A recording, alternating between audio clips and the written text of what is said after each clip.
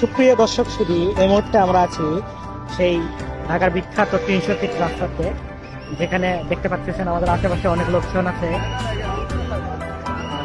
এমন অবস্থা এতটা ভয়াবহ যে পুলিশ পর্যন্ত এখানে মোতায়েন করা হয়েছে। কাউকে ছবি ওঠাতে দেওয়া হয়েছে। দেখতেছেন আশেপাশে অনেক জনসমাগম।